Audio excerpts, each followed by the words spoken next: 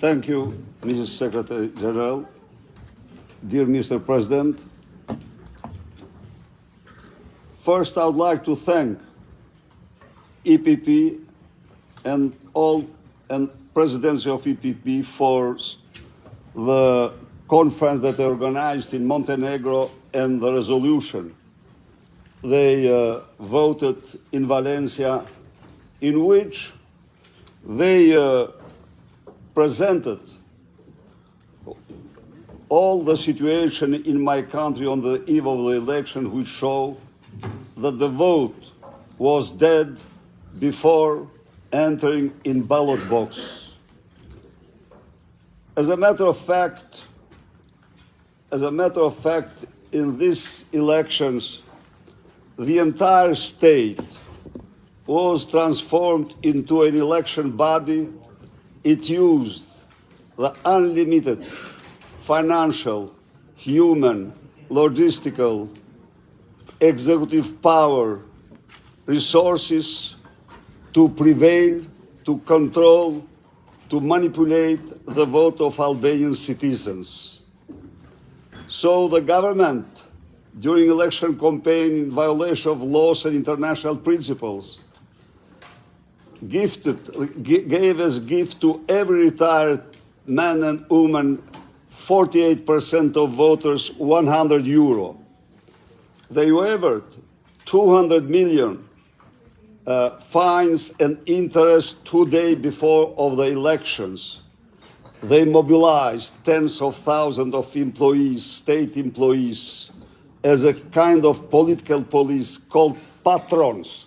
Patrons armed with all personal data taken from government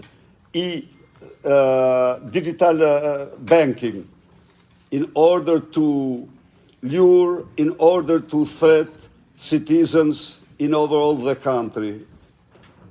On the other hand, as Albania is the only narco state in Europe, ladies and gentlemen, the Prime Minister of Albania provided 138 licenses for drug plantation. If the law allow for 200 hectares for medicinal purposes, the Prime Minister who chaired the narco state provided this time 29,000 hectares. 29,000 hectares mean at least more than 100 million cannabis tree. One tree produces a worth of 500 to 1,000 euro. This was more or less the environment of these elections.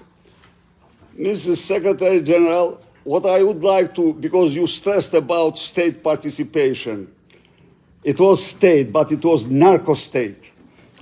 Albania is the first and only narco state in Europe.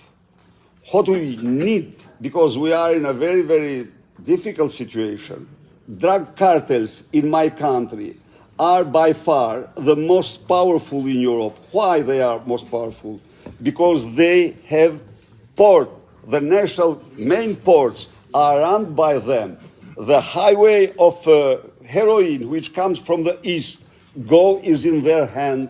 They are together, joint enterprises with police, prosecutor, ministers, and Prime Minister himself, which keeps in his office a person called Ergüs Agassi as coordinator of drug cartels in favor of the power. It's not an easy situation, but also is a situation we should and must fight.